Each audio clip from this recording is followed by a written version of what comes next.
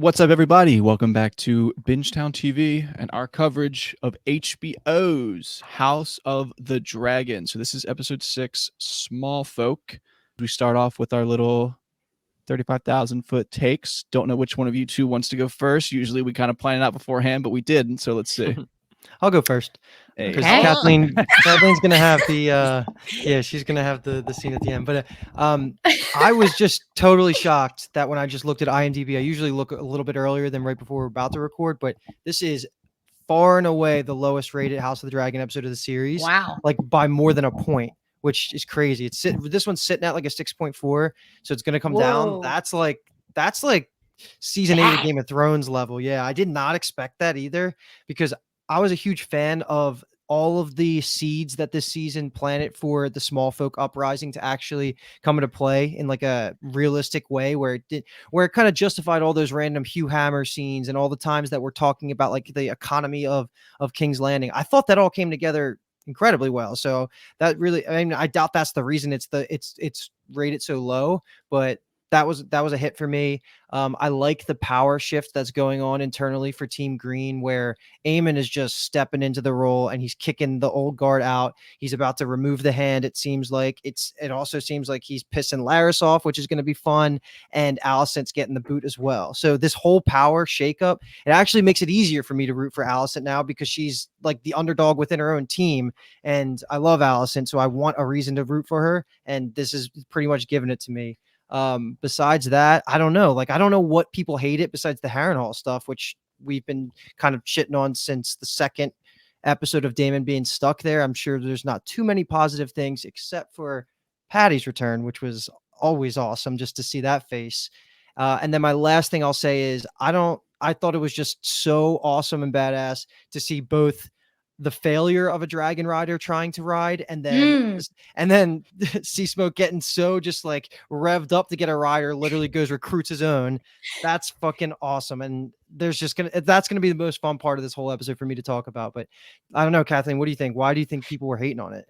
I don't know, but I want to touch on that because I feel like that really changed the game. I mean, in the scene with Darkland, they're like, obey me and serve me, whatever they're saying. And in reality, Seasmoke was like, no, I'm going to choose my own. Like it changed the game and how people are going to end up riding dragons because it doesn't need to be like you approach them, you're speaking High Valyrian, you're doing all these things. It's like, no, this guy's like minding his own business. And he pretty much was like, I smell Laenor's blood in you. I want you. Like, I'm getting you. So that was sick. I can't wait to see Rhaenyra and him meeting up because Rhaenyra's not going to know who he is. So she's going to be so confused. It's going to be good. But yeah, maybe, I don't know. I would hate to say it's because of the kiss. I think the kiss probably threw some people off. Even I'll get into it later, but even I wasn't expecting it. And you know me, I'm usually like every girl is kissing every girl on every show. That is literally like my style. And I did not call Rhaenyra and Mysaria, but of course I loved it. Drinking a beer because I get a kiss, I get a beer. That's what we say. And the Winona trailer, a sneak peek dropped today, so I'm a pumped girl. Winona Earp. If you don't watch it, go watch it. Anyway, yeah, I liked it. I didn't understand. I even loved it on the rewatch. I don't know why it's so low. In the 6s is crazy. I disagree. Yeah. But yeah, Kyle, what did you think? Yeah, 6s is crazy low. The first time I watched it, I was kind of like, okay, felt like we're taking another, like, not necessarily sidestep, because it's definitely a step forward, but it just felt, like another, I don't know. I remember saying to Asia, like, I think something like crazy needs to happen at the end of this episode for people to like this episode. And the crazy thing really was Rhaenyra and Mysaria hooking up, I guess. The Adam Seasmoke stuff for sure, but that happened right beforehand, so it kind of gets overshadowed by this. And I think that just devolves into a discussion on that just not what happens in the books at all. They're not connected romantically in any way, and that's such a big change, I'm sure, to so many people that it's probably a bit of review bombing going on there for sure, because if you take that away and just look at everything else, I don't really know what there's to complain about to the level of 6.5. So my take is that it has to be that, unfortunately. I have some opinions on that, which we'll get into. But I think overall, I liked it a lot better on my rewatch. I think it was nice to like really sit with a lot of the quotes, a lot of the individual character moments, the dialogue and stuff the second time around, and I came away with a really positive opinion of the episode. And I think How it's excited- really setting us go up ahead. well for the final 2 episodes, where like this episode is, it's gonna get over, or it's gonna get shined out by the next 2, but all of the work that it was done for the next 2 happened really this episode, last episode, that people didn't really like so much. So that's just the way it goes. All right. So our little quick episode summary here for episode 6, Smallfolk, is Aemond One Eye tells his mom there's no room for her in the family business. Sea Smoke lets his preferences be known. Damon acts a little crazy, asks for help, feels guilty about the past, and cries, otherwise known as a Tuesday for Alicent Hightower. Larys prepares Aegon for the future. Gawain delivers his scouting report on young Prince Daeron. The Smallfolk finally receive Rhaenyra's DoorDash order. Rhaenyra slaps a man, complains about her husband, and attempts to kiss a girl, otherwise known as a perfect day for Alicent Hightower. And that is our episode summary. So we do this every episode, but actually, quick reminder here, because then I'm realizing, talking to some people in like the comments on YouTube and things, we kind of gloss over the fact here that I am someone who's coming at this from the perspective that I've read the books. So there's really no spoilers on this podcast because Luke and Lenny the Kroll here have not. So when things happen in the show that are a little different than the books, and we're kind of talking about what it means, and you two, being Luke and Lenny, have opinions on it, and the show is kind of showing us that it wants to keep things ambiguous, that's why we're really not fleshing things out and talking about it. That's just the way we do the podcast. We think it's more fun that way. We think it's more tailored to more people. So that's what we like about it. And then the way we cover the show is just going to be in these buckets. So the first one will be Team Green. We'll talk about all those scenes. Then we'll handle Damon at Harrenhal. And then we'll talk about Team Black, which is because we're going to end on the kiss. The kiss. All right. So Wow, that Team probably Green. hurt to listen to. The kiss. So Team Green, we have this opening kind of group of scenes here. It's just, we get a quick Jason Lannister scene, which I liked because it really shows the pomp of House Lannister. But that is just there to get us to Aemond being pissed off in the small council meeting, which then ends with him firing his mom, which, as always, the small council scenes hit like crack. I mean, the Team Green ones always hit. Yeah. And this is exactly what Otto was scared of. Basically, Aemond coming in and just grabbing the bull by the horns and trying to change everything to his own vision of how this should be handled. He's being aggressive. He's already he's barely listening to his counsel, and he's quite literally just ignoring his mother and talking over her like she's not actually there. Even though, like we've been saying, she has the wisdom, like she went through this with Otto. They are the people that you should be using the experience for. But I don't really have much to add about the Jason Lannister thing. He's just demanding that Aemond shows up with Vhagar, and that's a huge ask for a guy that I guess really hasn't been in the series for a while. So he hasn't been in King's Landing. He doesn't know the temperature of the room and like how that will not go over well with Aemond. And it really doesn't. Yeah. And he takes his anger out at his council right here. And the thing that's I guess the takeaway from the scene is that Cole is going to rally the troops, even though he feels underprepared, and go right to Harrenhal.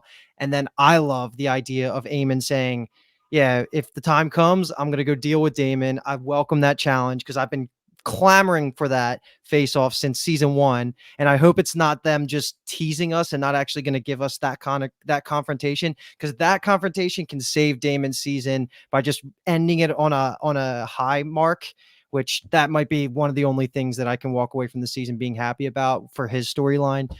So that's where I'm at. I'm really hoping that turns into something.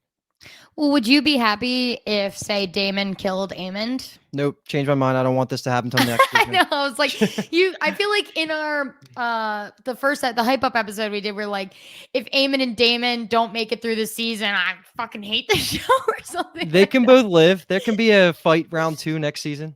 True. Yeah. Okay. My only thing about the Jason stuff is it was cool to see the lion, but I was also like, how are they training these lions to like attack the right people? You know what I mean? Like, how do you not just like let a lion loose and it's eating everybody in sight and ripping everybody to shreds? I don't think the lion is for battle. I think it's purely like a showcase. Lannister. You know, like Yeah, like it's like the Okay. this team Lannister was like lion thing. about like his personality. Yeah, where it's just they're just very pompous and these kind of like Yeah. rich boys. That's what I took Okay. from it. I don't think they. I mean, it'd be sick if they could like ride a lion into battle, but I don't think that thing is doing anything beyond being pissed off in that cage and just like as a They show. they probably like feed people to the lion in captivity, possibly as a punishment or something like that. Yeah, But maybe. Or you're it's just right. like, yeah, it's there, like the tent as they debate things. And it's like, watch your tongue because I got a freaking lion right here. Yeah, right. Ooh, and I guess it's I would worth get pointing annoyed. out that the Golden Tooth is in the Western Lands, I think is what they're called, right? That section that the Lannister oversees, like the Warden of the West would always oversee. Only Yeah. reason I know that is because of Risk. Yeah, and Right it's there. creeping towards the Riverlands. So it's towards the border between where the Lannister sphere of influence and into the Riverlands. So they're Mhm. getting close, and that's why they're kind of just parking their booties there because they don't want to get any closer to the Riverlands because they're afraid of Damon and Caraxes. Mhm.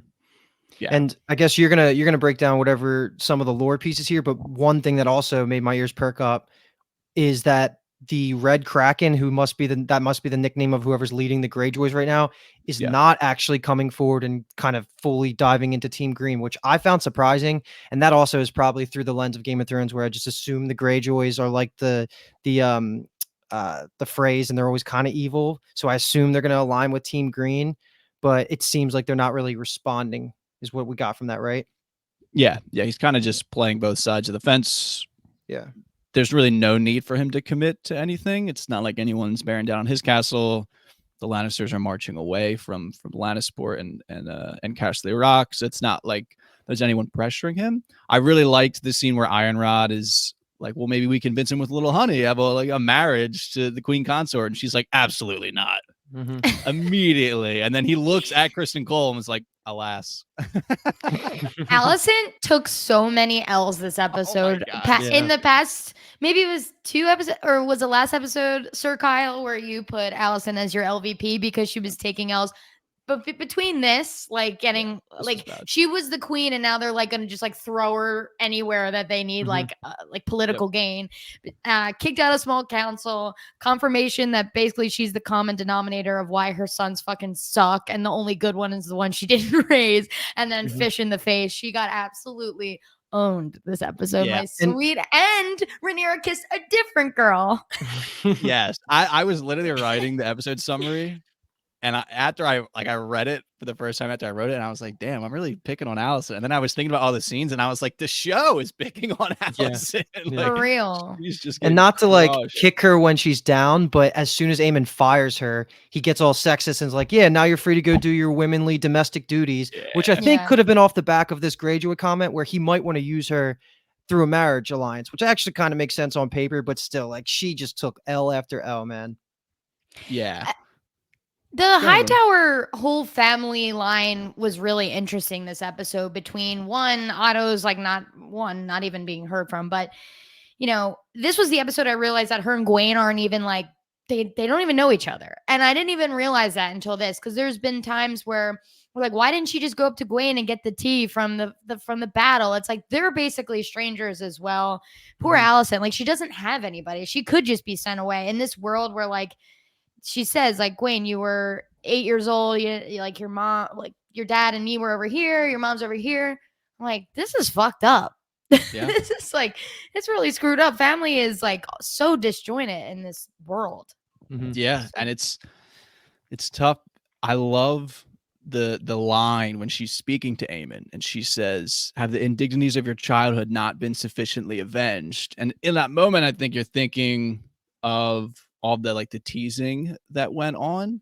But then as you get to the Gwaine scene too, and I think it's half accusatory. She's accusing him of being this like rash, impetuous, arrogant person. But I think it's also, she sees it as a reflection of herself, where she's like upset about the fact that Aemond's like this. And it's just, I really like that aspect to her character, even though it's unfortunate for her and that it's now leading to this war. But yeah, she just, while she's getting beat up and tossed around, I do like all the Alicent scenes, and I don't Yeah. like it's not because I necessarily like watching her get beat around, but I think it's just a lot of good character work gets done in them.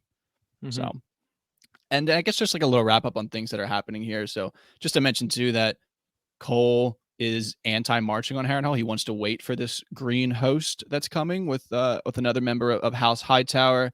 And then an interesting, I guess, lore piece here is that the show obviously is having Aemond reaching out to the Triarchy, but in the books, it's mentioned that this is Otto's idea. So it's just funny how they're almost implying, like Alicent's kind of saying, like, like you shouldn't be doing this, almost implying too, like Otto wouldn't like this and wouldn't be doing this. But in the books, it is Otto's idea. It's Otto's alliance with the Triarchy. So it sounds like a terrible idea. And so them changing this, like, kind of like Otto being the one to hang the rat catchers and blaming it on Aegon as if that's such a stupid thing to do. And then like Aemond brings this up and they're all kind of like, whoa, that's a stupid thing to do.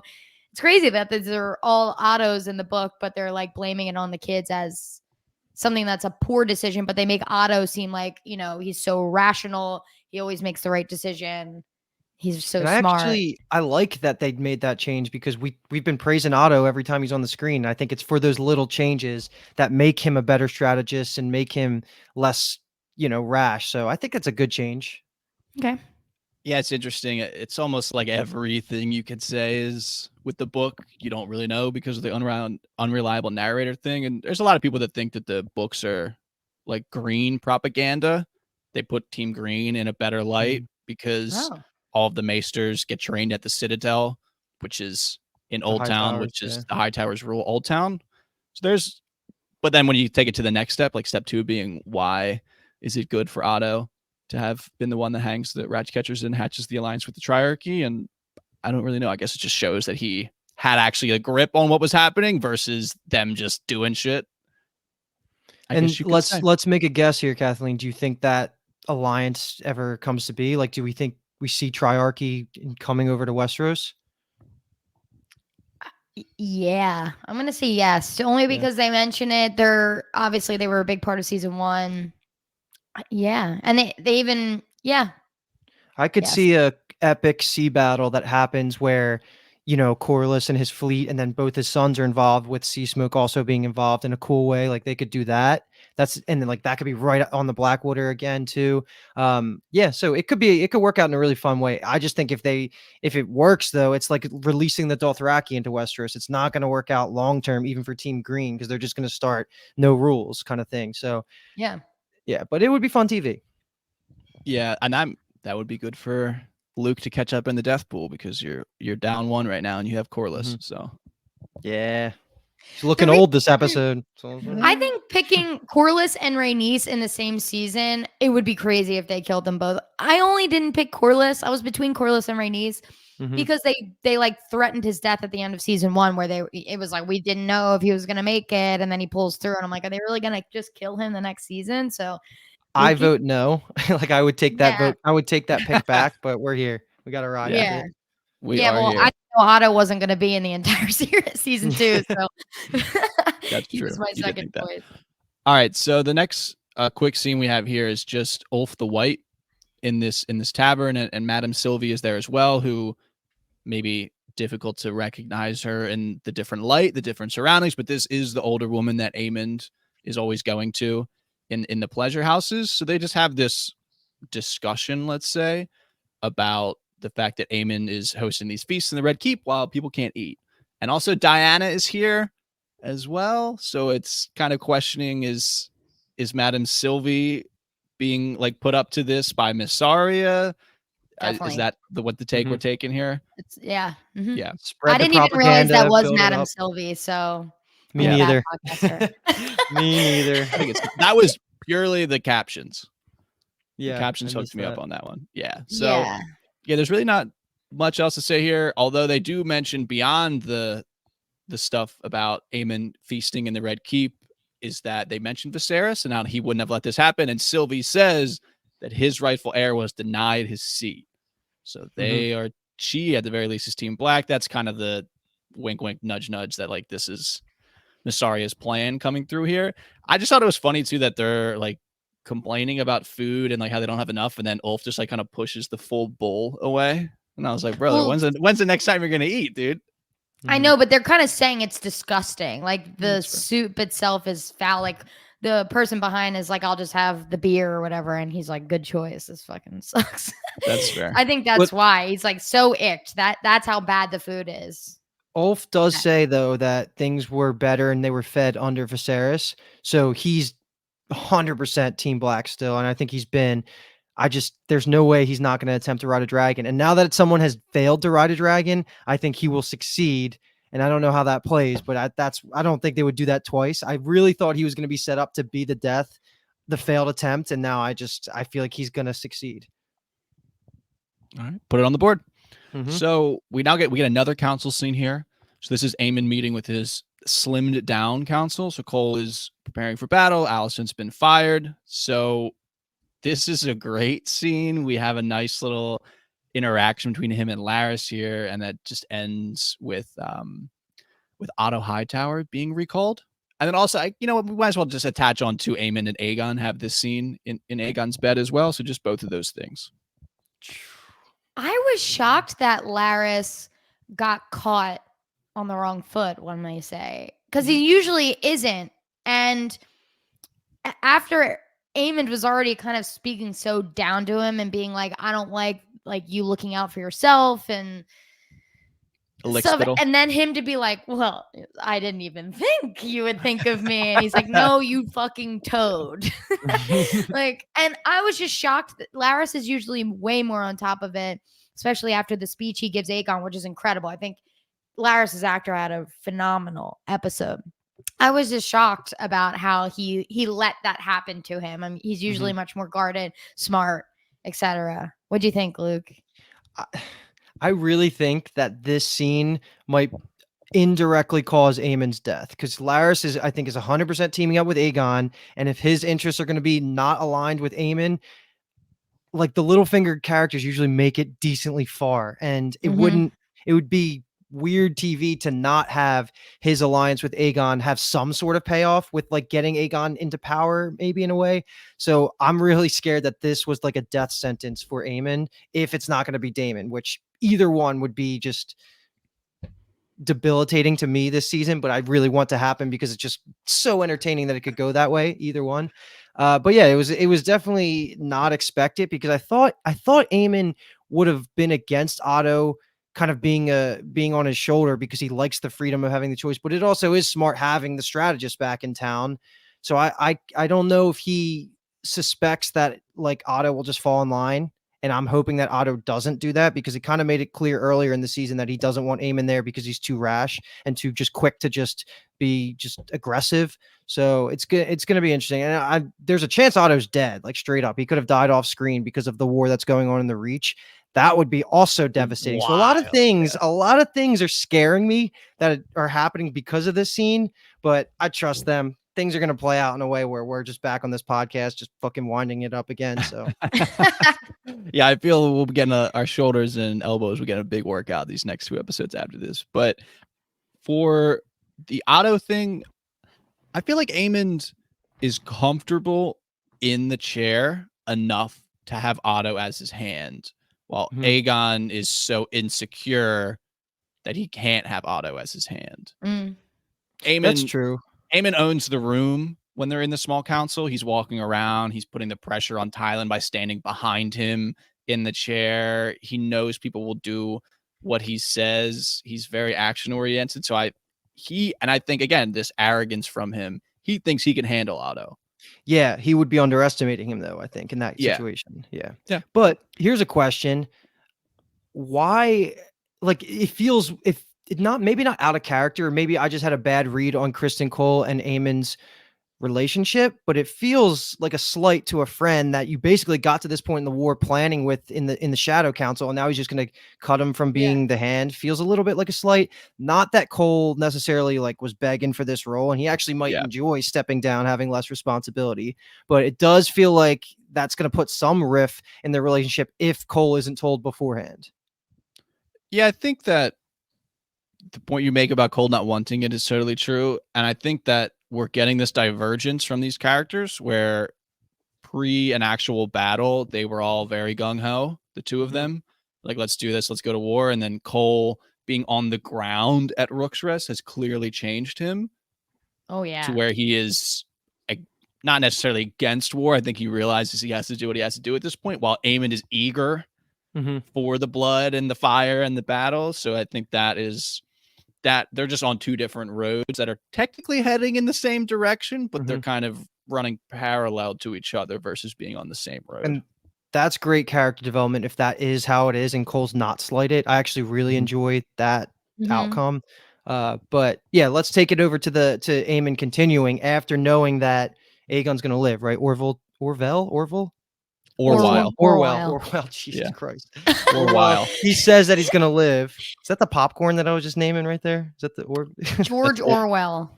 I don't know what I'm It's saying. neither of those. It's neither of those. It's Orwell. Okay, Orwell. Yeah, whatever. Yeah. But well, now I'm questioning. No, that it's we're talking definitely. about- Is we're it talking about- or? this is why I never name the council Orwell. members. I just kind of say Orwell. the Maester or the Lannister Maester. guy. But he's been saying Orwell, and it reminds me of the Bear when they're spending all that money on the butter. It's the Orwellian butter. He's like, what is it, dystopian butter? Yeah, okay. That's neither here nor there. So All right, let's Orwell take- worked his magic a little bit, yeah. Exactly. And he basically says Aegon's most likely going to live is what he thinks, right? And I love Baby Monk Aemond walking in, and the way he acts is so menacing because Aegon doesn't know he's walking in. The second he does, he just starts breathing heavily, and then Aemond walks up. He's like, shh, shh, shh, shh. It was just fucking terrifying. I was like, this guy. He was gonna kill him with a pillow. I thought he was gonna kill him because this clip, or like a quick shot of it, was in the trailer for last week. So I straight up thought this was gonna be Aemond smothering him. And I don't know how he plans to keep him silent because Aegon clearly remembers what happened, right? I think it's a mistake that he didn't kill him. I think it's a huge mistake on Aemond because 100%. And like you said, Larys and Aegon pairing up for sure. It's totally a mistake. I don't want him to, but it's a mistake. Yeah. What did you guys take from him giving him the king's marble ball back? Look, here you go, your king, as he's shoving it into his burned skin that just peeled off his body. Like, I think it's just a power move. I was trying to think of something all day about that, and I got nothing. I really was. I was trying to think, like, why did he do that? I got nothing. We appreciate the you effort. Kai, can you say or no? I don't think it's anything that's like hidden from the books. I think I would agree with Luke in that he's kind of acknowledging that Aegon's awake and that Aemond is Prince Regent because Aegon's alive. So it's like, here you go, buddy. But yeah, I think it's this reminder as well of the type of power that Aemond's still wielding despite the circumstance. Simple enough, and it gets the message across. Yep, I agree. I was just curious. All right. And then Aemond ends it with this little quip to Orwell where he's saying, make sure he's comfortable. It seems like he has a long recovery road ahead of him. So it's implying like, I'm going to be the Prince Regent for a little bit here. So bid me well. All right. So we talked about at the top a little bit. I have these as just a group of scenes. It's just the misadventures of Alicent Hightower. So we have multiple scenes. I think we just take them one at a time here. So it's just very quickly. The Blacks sending the boats of food to shore. I'm only going to mention this just because I think the scene of the guy finding it was really hilarious, the way he reacted to it. But the more important scene here is Orwell informing Alicent that Aegon needs rest and Otto hasn't answered her letters. I don't know if you guys have any comment on this. Go ahead. Let's just take it. Oh, sorry. I just wanted to say I love that they mention the war, and it's because Beesbury got bopped by Cole. And I'm so glad they bring that back up because there had to be some sort of consequence. You can't just smash someone's head into a table and kill them and have no consequence. So I was really, really happy about that because that infuriated me last season. Yeah. So that's just to show too that not everyone down south from where the Hightowers are from are Team Green. There are people that are pissed off. And this is directly causing Otto to basically, it's impossible probably to get Raven's communications out efficiently and find out like where people are at if they're going to war with their neighbors. And I did not see this coming at all. I almost forgot Beesbury like existed in this show, but you're Oh. right. Like this, it's good writing that mattered in such a significant way to the point where we don't know where Otto Hightower is. Like that's a huge deal. Yeah. Okay. Just that was a quick one. We just need to kind of get out of the way, even though that was a fun little bit of world building there. The next scene is we talked about a little bit too. This Alicent speaking with Gwaine about home and Daron. Yeah. Kathleen, I think you did a great job of summing up a big takeaway from this being their relationship is really fraught and maybe not even really a relationship. It's just kind of distant and cold. Big thing for me was all of this Daron talk. So, Luke, I know we've talked about this and criticized this in the past. I'm curious what your take was on getting this kind of almost scouting report on him. It's lame that we didn't get some of this stuff earlier, but I love the description of this guy. I know absolutely nothing about Daron, like nothing. I don't know. This was like us learning he's 16. I don't know if that's a change from the book, but he's about 16 years old.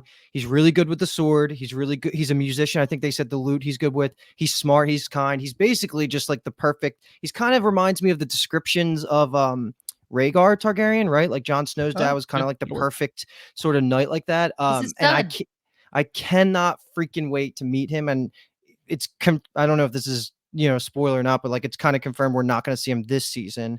So I'm sure he'll make a really good appearance, and he has a dragon in season 3. So like that's going to be really fun. But I also just shout out to Gwaine. I put him in a box after his like first interaction with Cole being a little bitch, that I'm happy he got like he's not just like a side character and he's getting lines like this.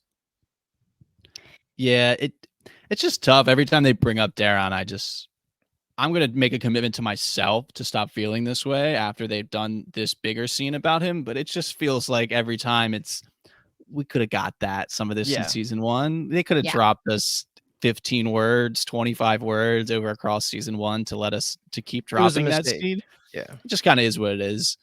And I like how, maybe not like, but again, Alicent's tossing a shot at Aegon and Aemond, and then also at herself here too, where she's like, his brothers are not kind.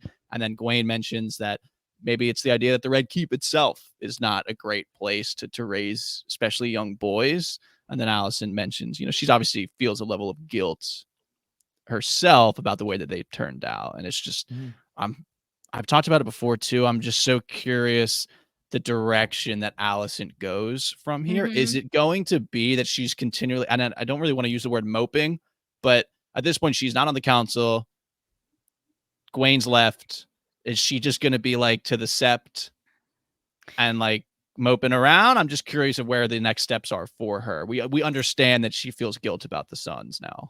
So I'm hoping that with Otto's return, that is her in back into the small council, not like physically in, more of like on the outskirts, but getting the information and able to work her magic from outside. Because when they've left each other last, they were confidants, right? They were in good terms, Otto and Alicent. And even it was interesting when you see Alicent come into this kind of like opening where Gwaine and Cole is, and they're just about to leave.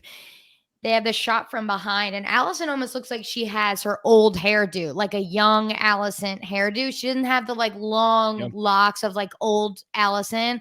It was all tight, braided, wrapped up like you would have seen Emily Carey's version of her last season. Yeah.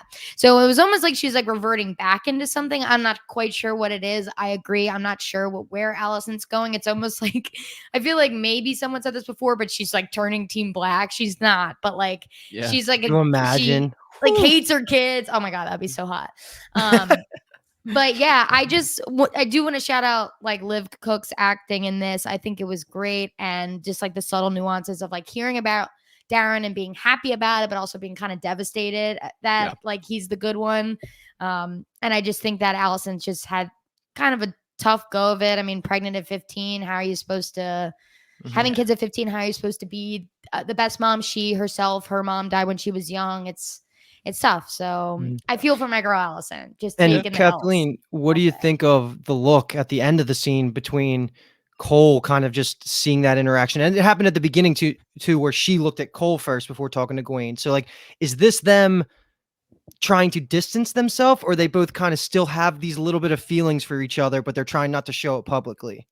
I'm seeing feelings big time. Kai, what did you take from that? Yeah, I think there's emotions and feelings.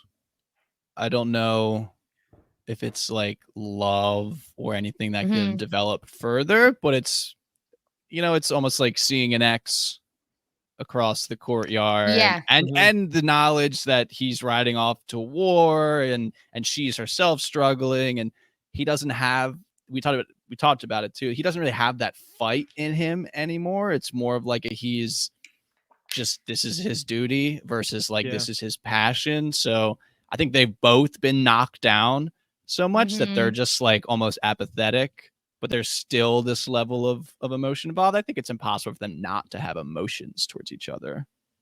Yeah. I think if Alicent were to find out that he is like would die, she would be very like affected by that, I would think. But they're no use to each other anymore in like a political sense either, because she's not in the small council. She can't affect any change. No one's letting her do anything, and that was kind of like their little power dynamic they had before when she was acting for Viserys. So I don't know. He's definitely lost his sparkle, poor guy. Yeah, he's just like, damn, I just makes him more likable to me. Yeah, unfortunately. Okay. Hell yeah.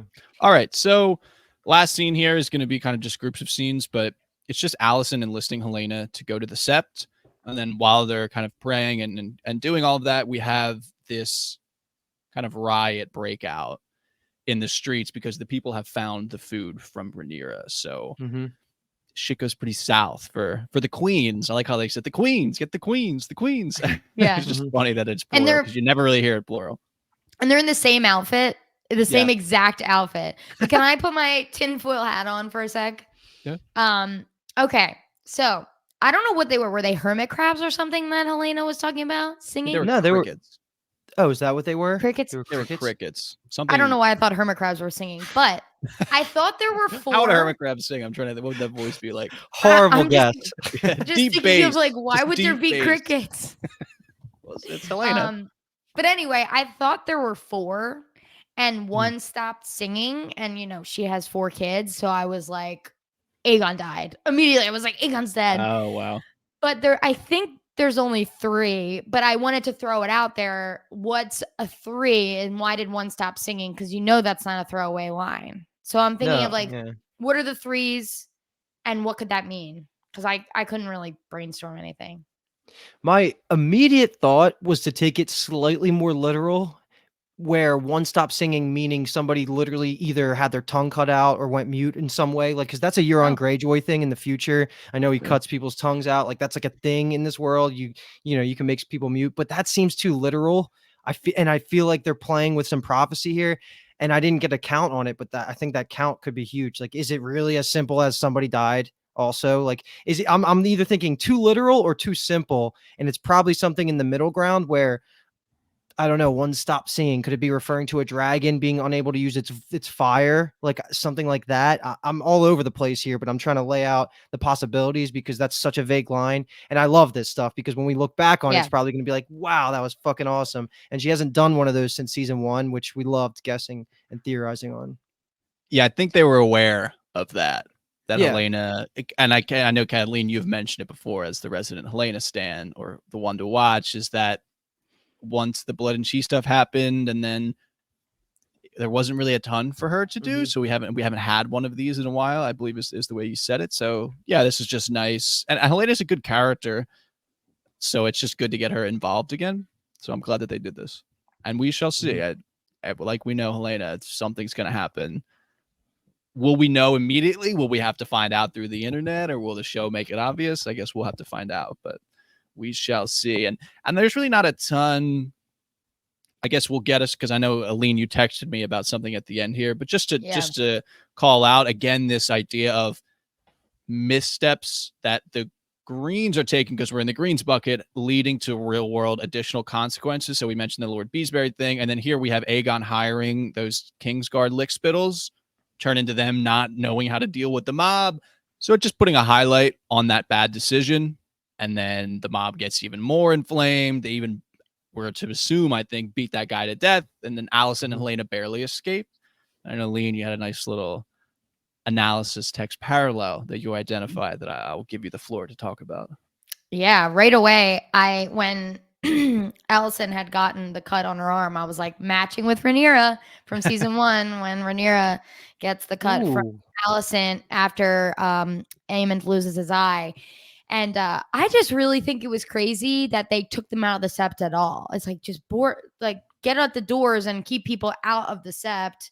I get that you kind of want to get them out. It's dangerous to be there, but to just run them into the chaos seemed silly. But Mm-hmm.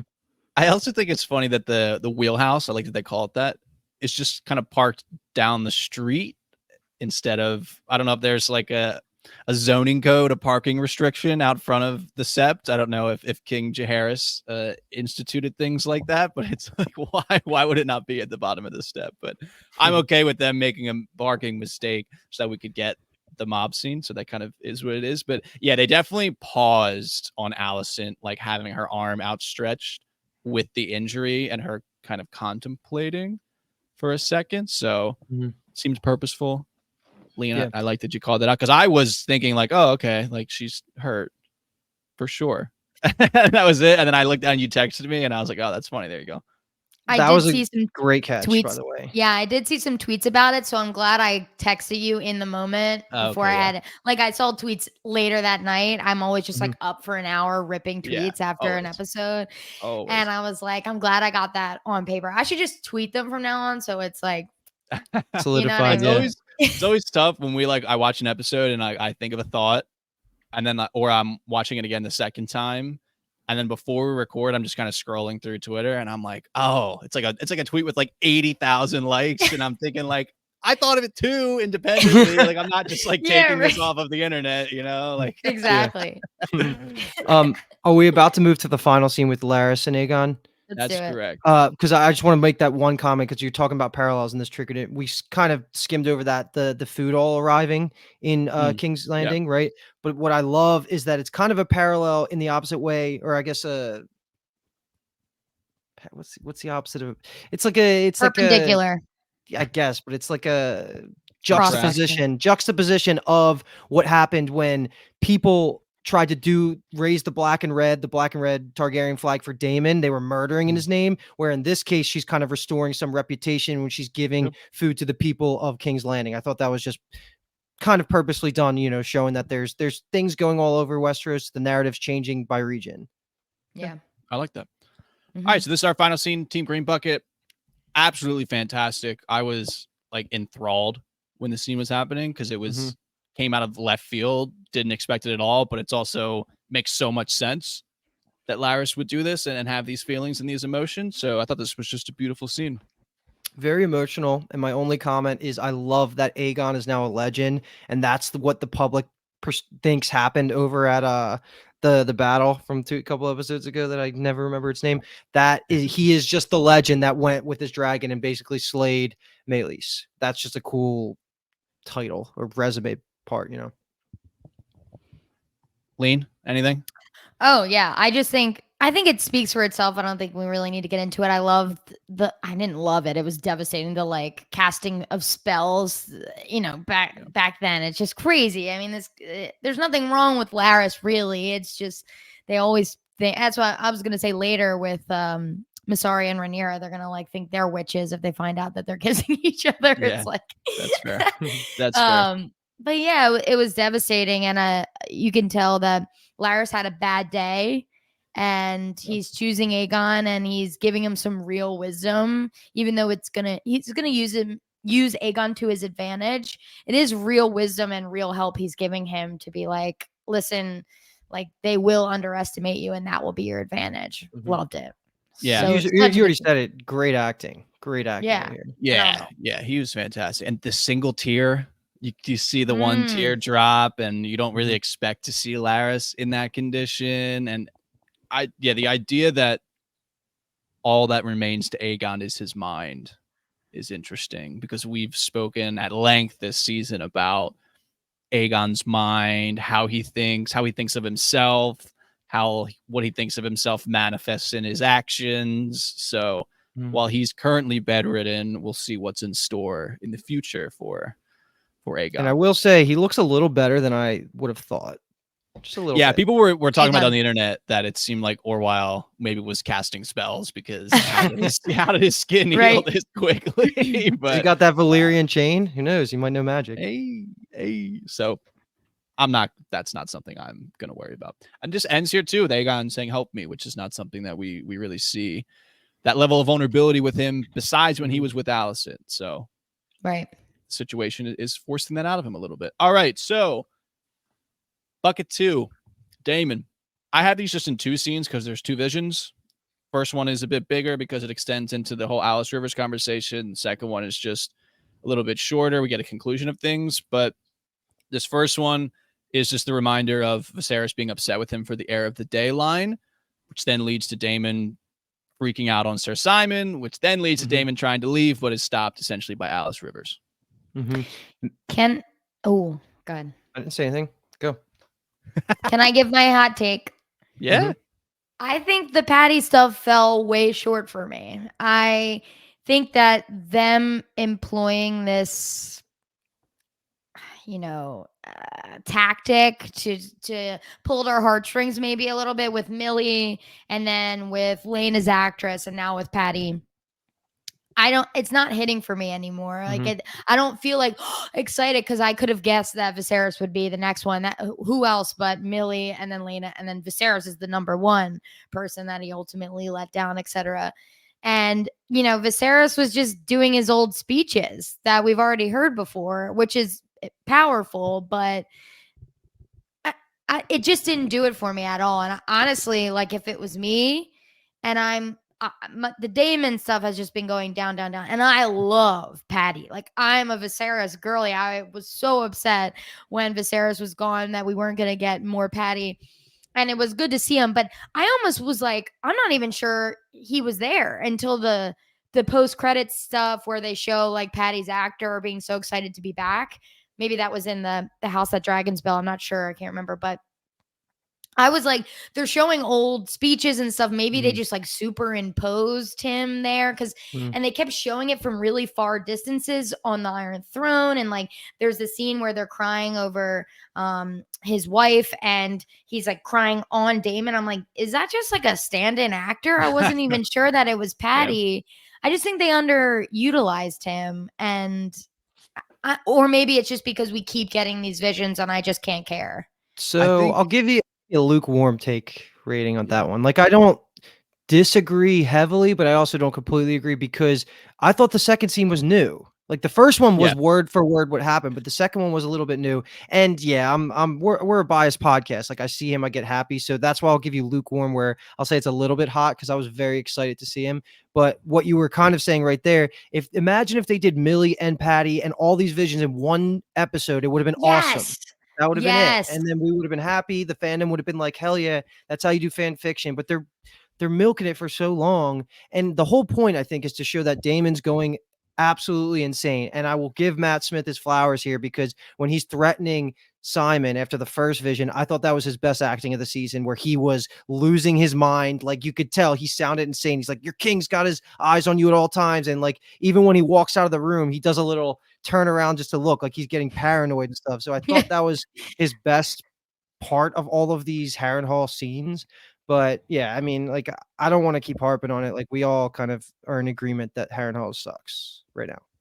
I disagree, honestly. I thought these scenes were really great this episode. Okay. I thought it was a great conclusion to kind of Damon's journey. I think he's come out on the other side of the visions themselves. I think that's kind of what the last scene was.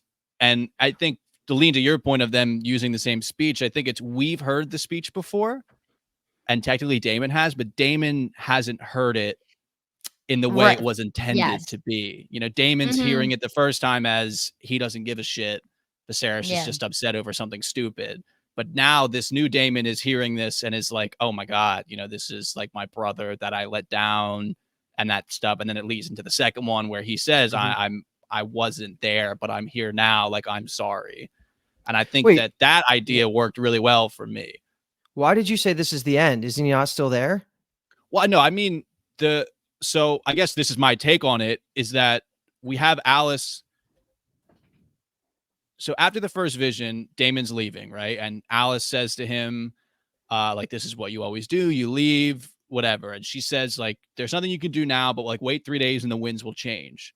Mhm. And then she goes to River Run and quote unquote treats Lord Grover Tully, which is they kind of do a wink, wink, nudge, nudge of did she, Mhm. accelerate his death? Did she actually try to help, et cetera, et cetera?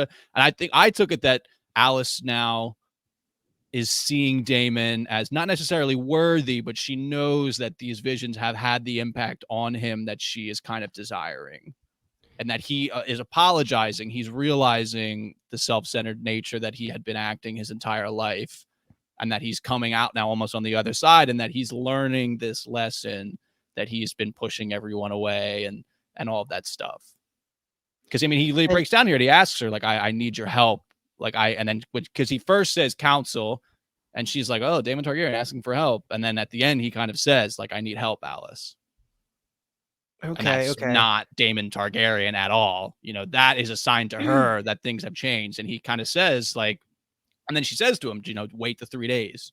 So that was her kind of realizing he's had this development that we kind of had begrudgingly almost watched. But this was the outcome of it. She was putting him through this test, through this trial. He's coming out now on the other side, realizing his missteps in the past. He's willing to reach out and ask for help. She's willing to give said help. And I think he realizes it too at the end, because when Sir Simon says to him, Alice went, he like has this kind of like smirk and smile. And then he just kind of starts to cry, where I think that's a level of relief almost in him. So, wow. Okay. Hold on. Okay. That was a lot I of love words. no. It You was did great. good. I did not connect the dots that Alice probably was the reason that Tully died. Oh But yeah, big it time. makes a ton of sense, though. And the reason I was blinded by this was because Dave's theory, other Bingetown host Dave, his Yeah. thought was that scene was supposed to be confirming to him that Alice was never there, like meaning like she was never actually in the building, because like the whole idea was that she was away in River Run, and like Damon realizing, oh my God, I've been talking to a ghost the whole time. That's what he was talking to me about after the episode. And I was like, wow, I never even considered that Alice Rivers wouldn't have been real. But I mean, I doubt that's what they were going for. I just think it's funny that it could actually work. And I also did give him some credit because I thought River Run was farther than 3 days away, but I guess it is pretty damn close to Harrenhal. Yeah. No, it's close enough. Yeah, I think that's a tough part where they're not saying like, hey, it's been 3 days since we had that talk. I will say, Kyle, you just did a fabulous job at convincing me otherwise. I still think that I didn't dislike the Viserys scenes. I love Viserys. I think it's that it didn't pack the punch that I think they were hoping that's bringing someone like Patty back would. You know, Yeah, right. this episode got a 6 something on IMDb. Like, that's crazy. I think that on an episode where Viserys comes back, you feel like that would be like, holy shit, that's huge. Mhm. And I don't think it did that. But your explanation just was amazing. So I'm reformed. Wow. All right, we have a convert. We have a We do. convert. We did it, Damon stands. Okay. And another thing to call out that I really like, again, I wrote down so much for these scenes because I thought there was a lot to like, but I like Alice's quote here too, as well, in the scene in the courtyard with the weirwood, and that she says, there are older things in this world than you or I, or living memory. You are not the player, but a piece on the board, as am I, for that matter. And anytime they talk about all of the old god stuff, it's just fun. I mean, the visions themselves have to do with that, and maybe they're not as entertaining, but the higher level concept of all of it, I think, is just great. And then having this conversation with Damon about how the point is that Rhaenyra didn't want it. You know, Viserys didn't really want it either. It's this, he thinks of the seat as this prize where then once he's there, everyone will listen to him and he can do whatever he wants. And he deserves it because, you know, of who he is and how he was born. But just that line of, it's not a prize to be won, but a burden to bear, I think is one of the central themes of the show as well. And I mean, we've seen what it's done to Aegon. What will it do to Aemond? I mean, he also thinks of it as a prize to be won. He's that Damon parallel character. We'll see at some point, will it turn into a burden for him? And it just seemed like Damon actually learned things and is turning that corner. I mean, him just to be openly weeping in not like Is a private thing. quarters. That's Development. yeah. He's asking for help. He's openly weeping. So I thought that everything in the Damon stuff worked for me this episode. Luke, if you had to put on the board whether Damon was being poisoned or it's actual magic or something in Harrenhal, what do you think it is? I'm picking magic just because of the weirwood, the emphasis on the weirwood bed, the tree, and also it's like a known thing that magic is more prevalent when dragons are around, which is why there's like none in Game of Thrones. So I'm giving it to magic. I'm always picking magic. Always. Yeah. I Literally. also too like a small thing they did here, at least my take on it is that so Damon's leaving. He wants to leave. He's talking about leaving. And I think Carax just kind of senses that. And then Alice is like convincing him to stay. And you hear Carax just kind of like cooing and like whining in the background because I'm sure he's like, oh, let's get out of here. Yeah. He's bored. Yeah. Oh, for sure. For sure. Okay. And Oscar Tully now, little Oscar Tully is Lord Paramount in the Riverlands. So now we have movement again in the Riverlands. So we're having this advancement. Damon can actually maybe get things done now. Hopefully, maybe the visions are gone because Alice lets him go. And then the dam that was holding back the Riverlands has finally broke. All right. Our final bucket, Team Black. First scene here is going to be just a collection of scenes, which comes down to just BBQ Darkland. We got a council scene. We have the Dragon Keepers, which was awesome. And it just doesn't end as awesome as it could have, but it ended probably the way it should have. Yeah, Sir Darkland was a legend with how he just jumped in both feet first. He was willing to do anything for his queen. Yeah. And Kathleen, I don't know if you really noticed it here, but it stuck out more than normal that because he's been in it before for a little bit, but he looks like Henry Thomas so much. Dude, Alex said the same thing. I have that note written down. Thank God I wasn't crazy. Yeah. Oh Alex my God. Goes, he looks like the guy from Haunting of Hill House. I was like, Yes. he really does. He really does. But that aside, he was a character I thought he was awesome. I think he did a lot of work with what little screen time he's been given.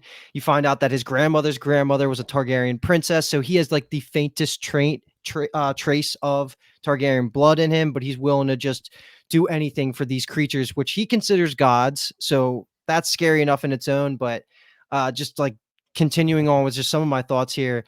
I thought at the beginning that there was going to be a small chance that he was going to live from this attempt because I was still in the mindset where I thought it was going to be Ulf that would die. But the second that the Dragon Keepers, I think is what they're called, brought out Sea Smoke, I was like, he's dead. Because I, in my head, have been it's like fact at this point that I thought Sea Smoke was always going to be. I actually thought it was going to be the other brother, Adam, I think is his name. Well, no, Alan's the bald one brother. That gets him. Oh, Alan's the one. Okay. Yeah.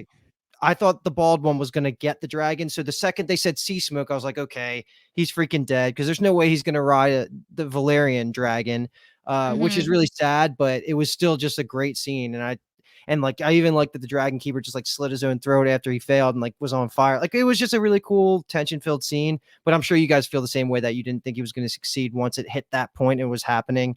Just didn't feel like it could. Oh yeah, I was like, he's so dead. And then as it was going, I was like, maybe the twist is that he's not dead because I was trying to convince myself because the first attempt can't go well. It's just fact, right? That would be crazy. Then it would be terrible writing if the first attempt went well.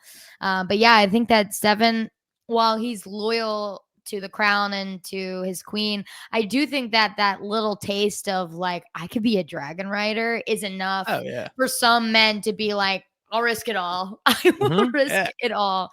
So I really like this scene. It was great. I'm sad because is this what happened, Kyle? Yeah. Like, did he try to ride Sea Smoke specifically or a dragon? That's a good question. I want to say it might have been Vermithor, but I think that would have been better. Dude. I'm pretty sure it was Sea Smoke.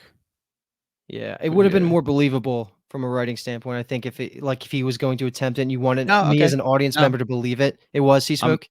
Yeah, I have this like Fire and Blood propped up like a holy book right here. But Stefan Darkland was burned to death whilst attempting to mount the dragon Sea Smoke. Okay. Then no writing marks off. Yeah, cooked. Yeah, I had this a note here that just says his oath compels him. Plus, it's cool as fuck. Yeah, absolutely. I mean, Yeah. yeah, for sure. I will ride a dragon for you, my lady. And so I knew this was gonna happen. So I was just like, okay, they're doing a good job here of like we're like kind of pump faking a little bit. Like the dragon keepers doing their commands. They have those long sticks that I guess the dragons fear because they feared them since they were young. I don't know what the deal with the sticks is, but I thought all the commands were too cool. So we get the Rikiri command, we get the Calm, we got the Doharis, Serve Me, and then we get the Rybus, which is Obey. We got a lot of those in the season 1 finale in a different Yes. context, but someone also dies due to the dragons. So nice little reminder, not that we really needed one, that these are just walking nukes, basically. R.I.P. And to yeah, the homie. Yeah. Rip to Step in Darkland. He was a real one too. Yeah, he was the one that He really led was. her into King's Landing and escorted her to the Sept too. So he was by her side for a lot. Dope. Yeah, and he lost his dad. So the Darklands have sacrificed a lot for Rhaenyra. They've sacrificed a lot.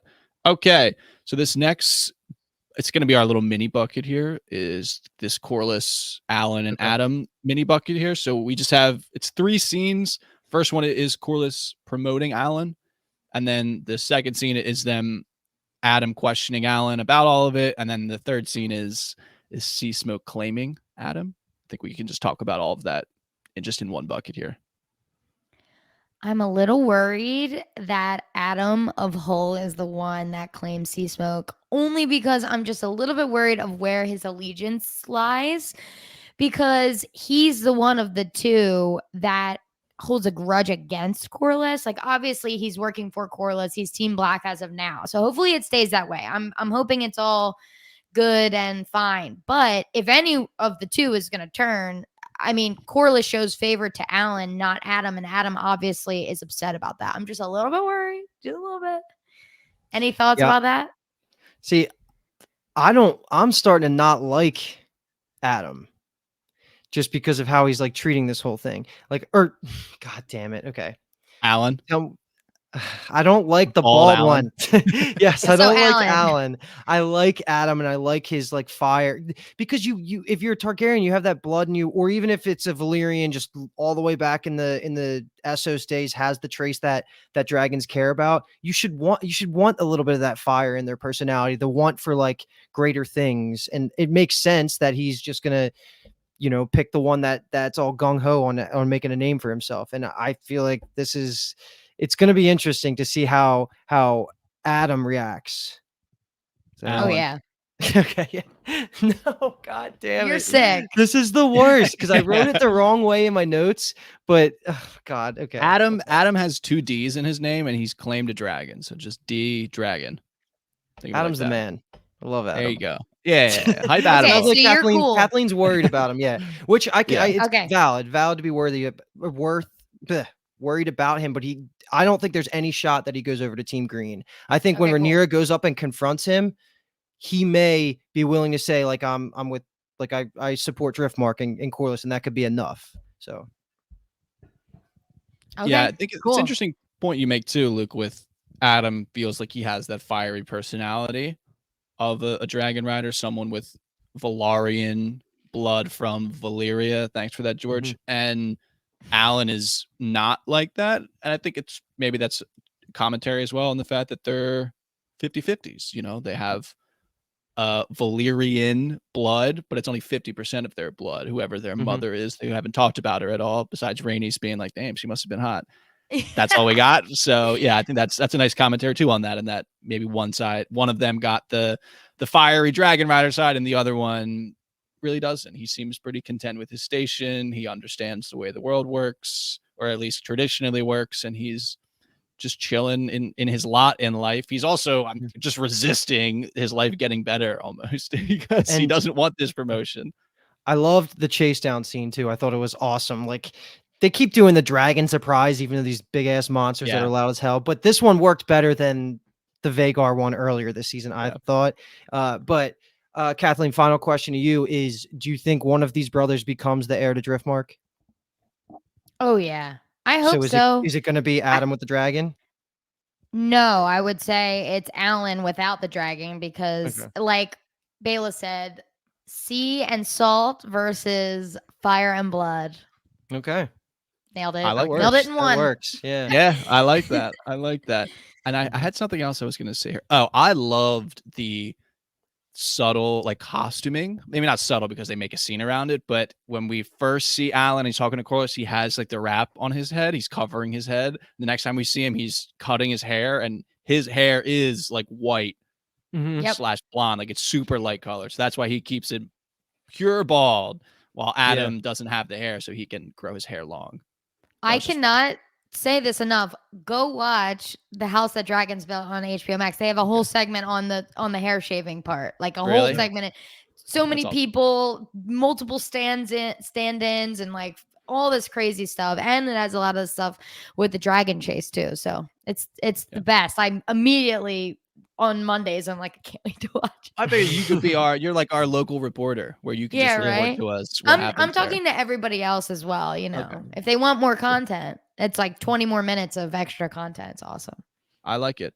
I mean, I just thought this is good development for these guys. Just interesting. We initially met them in episode 1 and we were like, are these just side characters? Are these anybody? Will we ever see them again? And now they're kind of stepping into an unfortunate hole that's been left by some other characters. And speaking of, I think at this point we should just do the Eerie. Yes, is exactly what I was going to say. Yeah. Yeah, just take them out back to back. Not a ton here as well. We're getting this continuation of Rhaena is sad that she's been shipped away. She's sad that she doesn't have a dragon. We get a big lore drop here, and that there is a wild dragon that's been seen and been going around the Eerie. Just curious what your thoughts were on that. She's riding that thing. Oh hell yeah, she's coming in hot mid battle. Rhaena on this like feral dragon. Yep. And they made a point to bring this up. I think it was more in season 1, the end of season 1, when they were counting dragons. They were I know they mentioned all the dragons that are at Dragonstone, but there was, and it might not even have been that scene, but at some point they mentioned there were some wild dragons along the coast. And this is right in line with that. So I'm happy that they planted that seed early enough. Yeah. And I like this kind of not antagonism really, but this ability, this willingness of Rhaena to kind of not just succumb to Lady Jane because she's older and the Lady of the Eerie, you know, she's willing to fight for herself. She stands up for herself. So she has a little bit of that fire and blood in her as well. I think I read this scene. I think I read this scene completely wrong. I thought they were getting kicked out and to Pentos. That was always the goal. Yeah. Oh, so how long are they saying here in the Vale? I think that's about to change because of this dragon news. Maybe. Well, yeah, I mean, they were there to get, I mean, at the very least, Aegon and Viserys are being sent across the water. Got it. Okay, Yeah. I don't think I understood that fully. That was the plan. They were going to send the dragon eggs, the kids, basically the last line for the Targaryens if everything goes wrong in Westeros. Yeah, and because Rhaena has that connection a little bit with Prince Reggio, who is the guy from Pentos. That's like their contact over there. So that's just them camping out, ensuring the future, like Luke said. Okay, understood. Yeah. All right. And I just like Lady Jane Eyre. I think she's a good actress. Same. She doesn't have a ton of scenes, but I like her. Ooh, wait, this is the time to bring it up because that is, I didn't know this because of the amount of makeup they wear in the show, but there was a show that HBO did that got canceled, Raised by Wolves, and she was the main character of it, and she's incredible in that, but she wears like all this robot makeup. And then Alan was the other main character in that show as well. And you can't tell it's really him too, because it was just cool for me to realize that both two of the actors from this season were in a show that I recently binged in a pitch down that we did last year, I think. Raised by Wolves. Go listen to it. Even though it's canceled. Love it. Yeah, true. And small thing too, if you didn't mention here, is that Aegon is the older of the two of Damon's sons with Rhaenyra. Has his little dragon hatched. He's playing with them. So cute. Yeah, the agent was like, "Oh my god, I want a dragon." Yeah, right. I didn't imagine that they were like playing on the floor together with toys. Like I never imagined that. I always thought they were elsewhere in a dragon pit doing something, not like actually being raised together like a puppy. I think under normal circumstances that would have been the case, but now that they're traveling, there's no dragon pits in the Eerie. That's so cute. Yeah. And they haven't said it or anything, but that's Stormcloud. Cute. Okay, that's a great name for a dragon. Yeah. Stormcloud is Aegon's dragon. Just a couple little guys just growing up together. Isn't that cute? Isn't that cute? Okay. So we have here, this is kind of like 3 quick hitter scenes that happen, but we have Rhaenyra slapping Lord Celtigar. Heck Love. yeah. We have Mysaria hitting on Rhaenyra. Heck And yeah. then we have Jace getting upset kind of with Rhaenyra, just kind of questioning her, not being aware of all of her plans and those things. So it's 3 scenes here. I don't know how much we really want to talk about them, but just given the opportunity to. I think we covered most of it. I want to talk about how it all plays out in the next grouping of scenes. I mean, the only thing I guess worth talking about that we didn't yet is the Jay stuff. I didn't even get from this scene that he was putting that much doubt in Rhaenyra, as she kind of implies at the end of the episode, where I thought that line was like, wait, really? Even after the second watch. But I get it. But also, Jace was part of this fuck up of the Dragon Riders as well. If honestly, you could say he was more of it because he was really the one pushing the plan. But I know that's not what he was criticizing Rhaenyra about. I don't know. I didn't really get that Jace was losing faith from this. I think anyone who is telling Rhaenyra that she needs Damon is a red flag to her. That's doubting her. Yeah. She's like, I don't need Damon. I'm the queen, not I don't need him, even though I do. If only for Caraxes, like that's I agree, but I think that's why, Luke. Yeah, I mean, but okay, that's fine. Yeah. I think it's funny too that while I'm sure it's actually maybe happening, but when she says, can I go 1 hour without someone mentioning Damon? But it's like he doesn't get brought up in every scene that she's in, so he's not actually getting brought up that much. But he is this kind of cloud that's hanging over her, especially because his absence is creating a lot of the issues that they currently have, like Lean just mentioned. And then another just little report world building things that are happening elsewhere in the war. Things are being ordered. That she told Lord Mooten to go to Rook's Rest. That's where the battle happened in episode 4. We know that Cole said in episode 5 they left a meager host there to defend it. So now we have Team Black people, armies, soldiers. They are marching on to Rook's Rest to potentially retake it. So that's just kind of happening in the background. Should we expect Sir Alfred to show up at Harrenhal by next episode if like time's passing like this, where Alice can get to River Run and all that stuff? Like I feel like Alfred should be rolling up to Harrenhal any minute now. Probably soonish. I mean, it's difficult to say how easy the journey is, especially he's probably riding through King's Landing. Riding through some level of green territory. So okay, we'll have to just see. And one thing I mentioned, or I'm sorry, one thing I didn't mention that I'm just remembering now, because we're talking about Jace's kind of reaction and to the failed Sir Darkland thing. Or actually, we can just move into this. This can connect us to the Lady Mysaria and Rhaenyra finale fireworks stuff, because Rhaenyra is talking about I'm sorry, I'm talking all out of my ass right now. Cut all of that. Okay. So I know we talked about the slap and we just talked about the J stuff, but this Mysaria Rhaenyra scene just reminded me of something when Rhaenyra's saying like, I know it was reckless, and then Mysaria is like, there's definitely other options out there. And so the explanation that they give for Sir Darkland, wildly made up.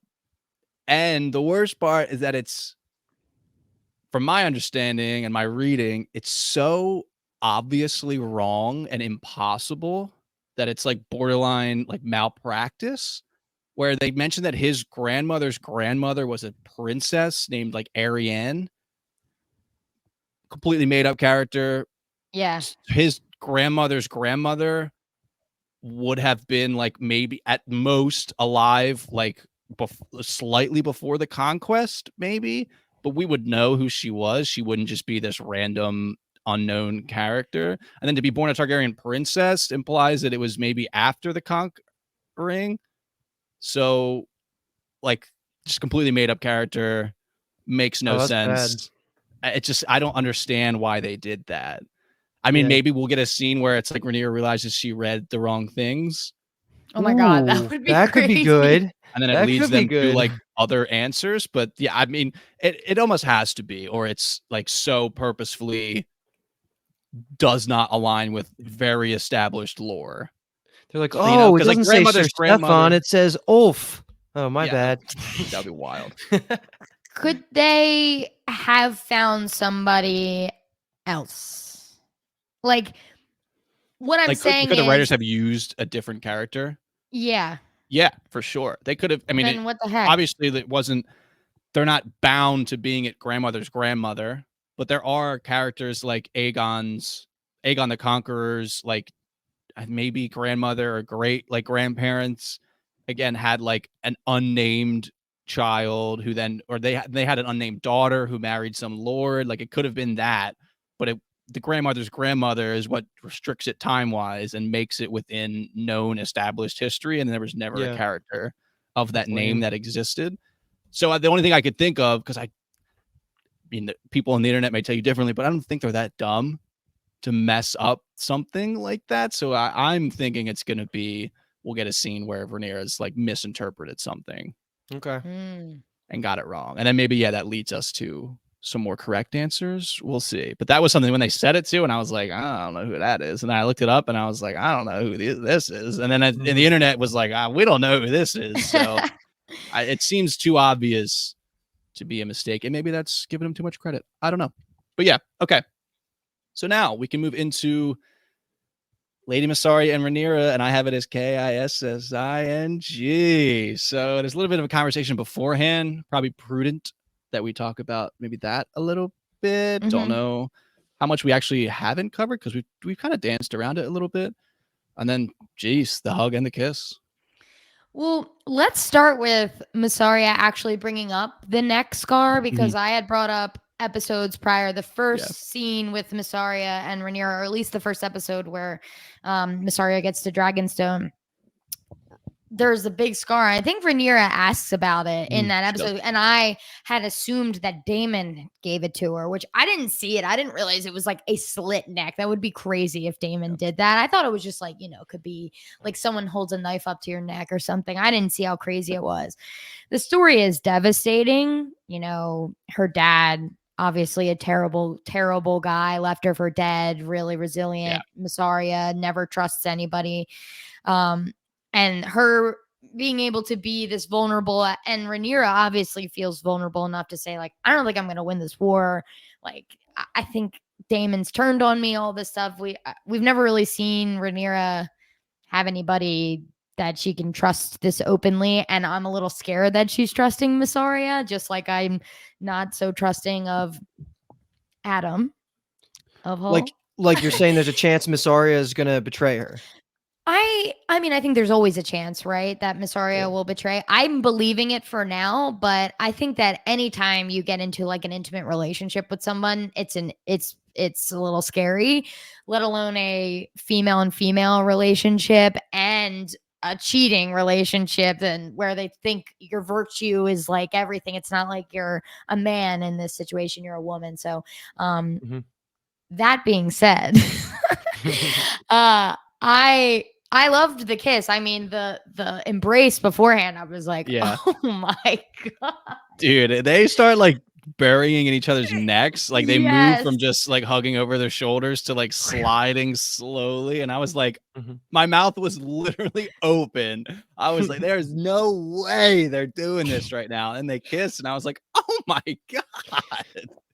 I think you hinted at it earlier, Kathleen, at the very beginning, where this was such a shock because they did no seed planning for this at all. Yeah. That's like whatever. I mean, it was fine. But I want to defend Mysaria from any like chance of her being betraying Rhaenyra, because I think she is too deep with all of her power comes from the little, like the Varys little birds and the ability to know the Smallfolk. And she she flexed all of her muscles. So I think she's too deep in with Team Black after having caused the Smallfolk uprising, or at least partially caused it. So I don't see a world where Mysaria betrays her, but I do see a world where Mysaria gets killed because she gets close to Rhaenyra. Like, I think it's more likely where I could be scared in that way.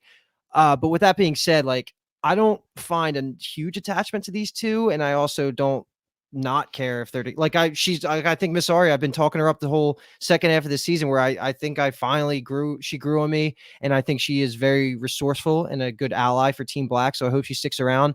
I don't know how Damon would even react. Maybe he's into three ways because he's hooked up with both of them, so that could like kind of be like a thing. But for now, I'm just kind of taking it as we get it. Like, hell yeah, Mysaria has been up and up, like trending up for how she's helping Team Black, and we'll see where it goes. Well, I think that's another huge thing that bonds them, right? Is there Damon. Damon And hatred? it's like we're not Yeah. passing the Bechdel test now, talking about Damon with these two, but like it is. It's they share this person, and this person's like a huge thing, both in Rhaenyra and Mysaria's life at some point, and they know how he is, and not everyone knows how he is as like a lover and a partner or whatever, and they both kind of know that. So I think they can bond. But I will say quickly, the kiss itself is not something that I was expecting. I loved it because as the resident queer of the pod, I'm obsessed. But I think even more so, I feel vindicated or at least a little justified in my standing of Rhaenyra and Alicent from season 1 and just sensing that there was a little bit more of a platonic friendship there. You know, in season 1 on the pod, I was like, kiss every scene, you know, like them with the book and the ripped out page and all of these different things. I actually screenshotted a tweet and I wanted to read it to you guys because I was like, you're kidding. So Rhaenyra's, this is by Illusory Castle on Twitter. Rhaenyra's queerness being portrayed explicitly on screen is monumental. It will recontextualize her relationship with Alicent, which is the aching, beating heart of the show. Why she wanted to run away with Alicent on Dragonback. Why she cried when she saw the torn page. Why she kept her letter in a box with her children's toys. Why she gave Alicent the sacred truth that only has been passed down from monarch to heir. Why the tether that binds them together will never truly falter, never break, no matter how much they continue to hurt each other. I was like, oh. Yeah. I can buy it, man. I can buy it. Yeah. And it's, I mean, Right? that makes all the sense in the world. And yeah, this, like I mentioned, this is not in the books at all, but I think it's a ripple effect of them making this decision about Rhaenyra and Alicent's relationship, going back to literally the first episode. And I think viewing it through that lens, it works. I think for sure it works like that. It just is tough. Again, it's like the Sept scene for me, in where it's so hard not to just view it again as just like this pure plot device.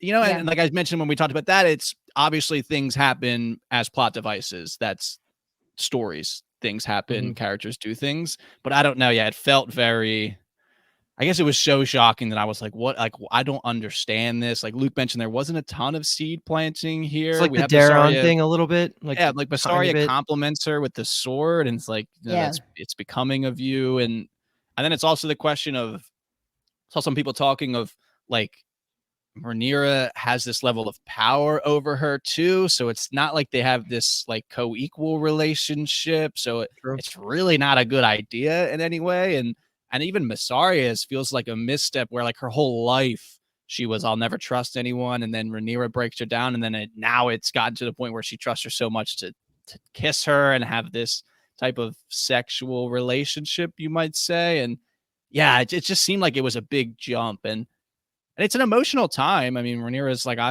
don't know if I can win this war. Mysaria is someone that believes in her. No one else around her is giving her these words of affirmation. And it's just like tough. There's a lot of things happening here. And it's going to take, I think, more episodes for me to really that's a great way to cement. say it. Exactly. Yeah. Like next episode's going to determine my opinion on like where this is going. Like, I feel like right now we're just kind of absorbing it. So we'll see. Like, is this going to be like Rhaenyra now cares enough to like sacrifice some, you know, like, is she going to be making bad decisions because of her love for Mysaria, or is this a side plot that's just a way to give her something to do because like her and Damon aren't in the books at this part of the war so much? So next episode, the writing is going to be really important, and Mysaria did play her part with what she's going to do with the Smallfolk. Like, what's left to do if you're not going to promote her to Master of Whispers?